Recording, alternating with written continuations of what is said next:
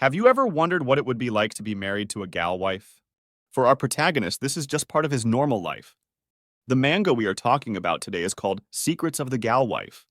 And as you could probably figure out, it's about a young gal wife that tries keeping her marriage a secret from her coworkers, while at the same time thirsting over her husband that works at the very same company.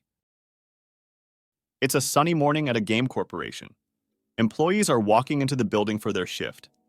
Amidst them, a young woman named Tuju Fuyuki, with honkers straight out of an H manga, is just arriving at work and turning the heads of all of her coworkers. She makes her way to the entrance, but just before stepping foot inside, some random guy stops her and asks her if she's new around there.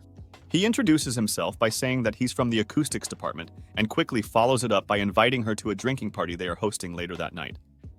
But we've all read enough manga to know what's coming for this guy. She looks at him disgusted by the sole reason that he dared talk to her, pulling out her hand from her pocket and showcasing her wedding ring on her finger, saying she doesn't care about anything he's just said. Another coworker then comes up from behind and tells him that it's no wonder he doesn't know who she is, since their team spends all of their time inside.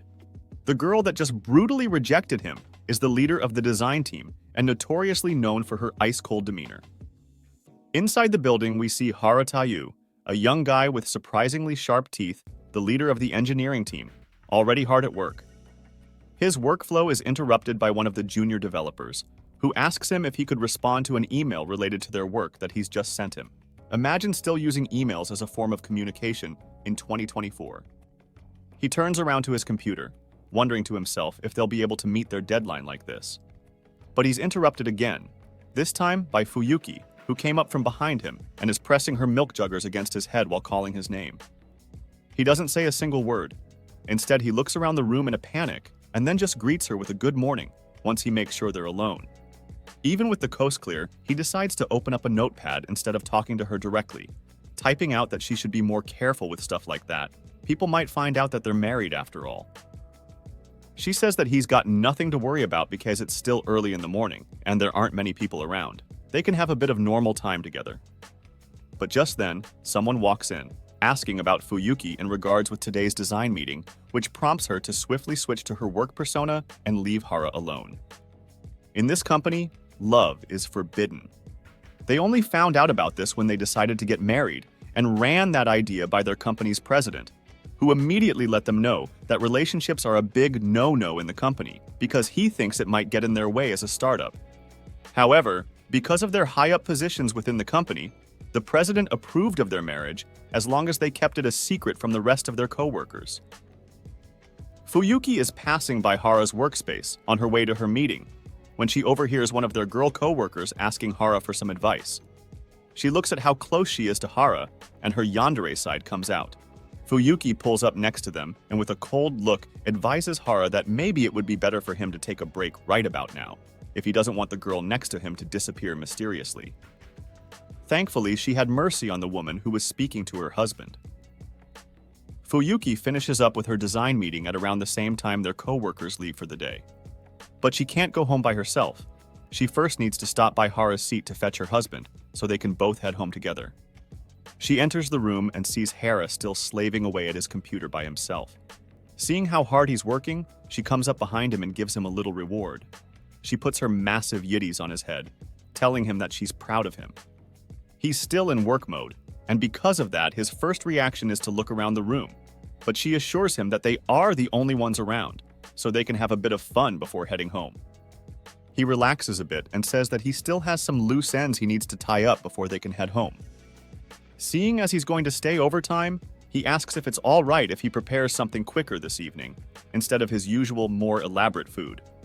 Usually, Hara is the one who prepares the food and does most of the chores, but today, Fuyuki has some other ideas in mind.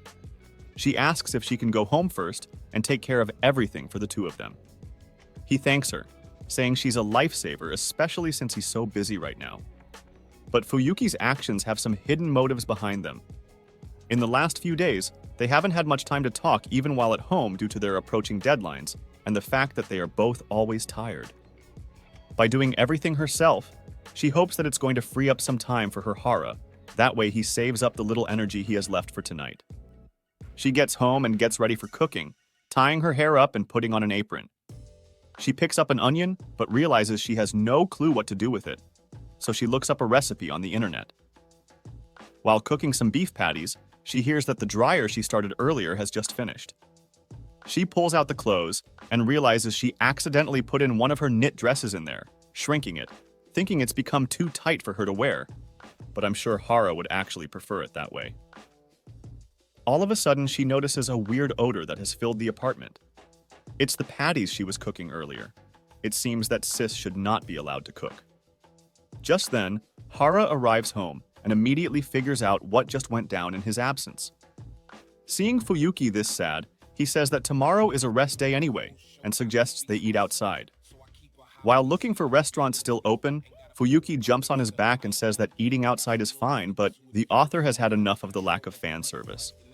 Fuyuki finally reveals her true intentions. It seems that she was indeed really hungry, but for something completely different. Hara sees Fuyuki looking like an absolute snack, and they both head to the bedroom with their stomachs empty. But not to worry, Fuyuki's is going to get filled up very soon. It's the next morning and the two of them have just woken up. She rolls over to his side of the bed and says good morning to him with her rack on full display. He sees the yiddies and tells her to cover herself so she doesn't catch a cold. But Fuyuki pulls him to her chest instead. That way they can get some blood flowing. Knowing very well that some motorboating is about to go down if this goes on, he pulls away saying they're going to be late for work if they don't get up. Fuyuki is doing her usual daily routine when she looks in the mirror and yells that this is really bad. It's really bad how she's so pretty today. She comes up next to Hara to ask his opinion about her this morning, but he's too embarrassed to tell her she's really cute. He does notice a different smell coming from her though, and asks if she used another perfume today, at which she says yes. He smells her neck and says that he really likes it. Fuyuki instantly blushes, saying that she's glad she got up early today, so she had extra time to prepare for her dear Hara. Fuyuki gets at work, and one of her co-workers greets her. He tells her that her perfume smells great today, but Fuyuki takes a step back, saying how that perfume was only meant to be enjoyed by her husband. Work is done for the day, and Hara is headed back home by himself today. He is texting Fuyuki, telling her that he's going to go on ahead to prepare dinner since she still has some work left. He's going up some stairs while staring at his phone, when two high school girls turn around and accuse him of trying to take up skirt pictures of them.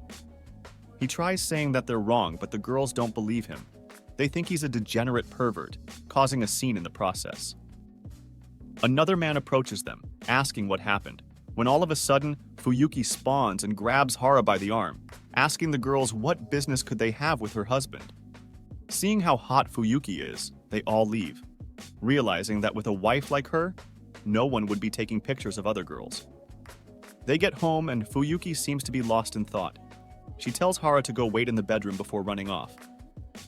A few moments go by, and Fuyuki has finally returned. She enters the room dressed in her old high school uniform, asking Hara what he thinks. He says that seeing her like this brings back so many memories, but at the same time he's confused about what brought this on. She gets on the bed and says that it's because she can't afford to lose to a younger girl. The earlier incident seems to have triggered Fuyuki's yandere side. She grabs his arm, and my lawyer has informed me that I should not continue this sentence for the good of this video, saying he can have as much fun as he wants to tonight. But the attack isn't over yet. She then adds that he can also take as many pictures of her as he wants, if that's his thing. May God have mercy upon this man. On another day, Fuyuki is waiting for Hara to arrive, so they can go on their long-planned date. While standing around, two guys notice her, saying that her breasts are gigantic. They approach her, asking if she wants to drink some tea with them, but she tells them to kick rocks. She's waiting for someone. Right then, Hara arrives and sees the situation Fuyuki is in. The guys see Hara and immediately start laughing, saying how they don't seem to be a good match at all. Fuyuki has some bones to pick with that statement. She says that Hara is in fact super cool in her eyes because of his exact style. She looks at them and says that if they think that wearing trendy clothes would make them automatically attractive, then they are seriously lame. That remark must have shattered their fragile egos, because upon hearing that, one of them tries reaching out at Fuyuki. Hara instantly stops the guy by grabbing his hand and twisting it, saying that he insists on not touching her since he's her husband. Hara does in fact know a fair bit about self-defense. Realizing they're outmatched, the two cowards take off, leaving them alone. Hara grabs Fuyuki's hand so they can start their date. Even though they own a car, they've decided to take the train today because it's a nice change of pace. After they board the train, they realize that there's an event going on next town, and because of that, the trains are packed. While standing really close to one another, Fuyuki looks at Hara and says that she's in fact happy about that. They now get the opportunity to be this cuddly even in public. The train is moving along when all of a sudden Hara seems to doze off a little, putting his head on Fuyuki's breasts. He gets up immediately, trying to apologize, but she starts patting his head and thanks him, saying that she knows he's been working overtime to make this date happen. With that in mind, she offers her milkers as a pillow for him until they reach their destination. They arrive at their date spot, an aquarium. Fuyuki is overjoyed at the sight of the fish swimming around in tanks. She puts her jugs on one of the tanks while admiring the little guys swimming around, and in the process giving them something to look at. She turns to Hera, but she just sees him laughing at her. He thinks she looks like a little child running around smiling at the sight of the fish and says she's really cute. Seeing as she is the only one embarrassed, she pulls Hera by the arm and tries taking a picture of the two of them. But while looking at the screen, she notices one of their co-workers roaming around behind them with their own date. Thinking about what would happen if they got caught now, Hera suggests they get out in secret. But Fuyuki is not about to turn back now. They came here on a date, and they're going to enjoy it. They're watching the dolphin show, while Hara still looks like he's feeling a bit uneasy about the situation. He turns to Fuyuki, but right as he does so, it seems that their co-worker has just spotted them. The guy asks if they are perhaps on a date, but Fuyuki shuts him down, saying they are working right now. They came here just to get references for the new project because they are both team leaders. The guy seems to fall for it. Right then, Fuyuki gets splashed by some water from the ongoing dolphin show. She is completely soaked from that wave. It seems that the author was feeling generous with the fan service again. Their co-worker sees Fuyuki's mommy milkies and is left staring at them, while at the same time Hara is looking at him with murderous intent, to say the least. Hara gives her a handkerchief and advises her to cover her top for the safety of their own co-worker. The show is done, and they are both walking home together. All of a sudden, Fuyuki hugs Hara from behind and asks him if he was jealous during their earlier encounter.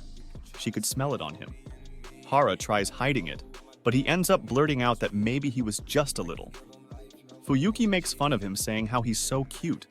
In her head, he has no reason to get jealous. She would never look at anyone else except him. They grab each other's hand and walk away. But it seems that behind them was someone who knows Fuyuki, possibly another one of their co-workers, wondering what she just stumbled upon.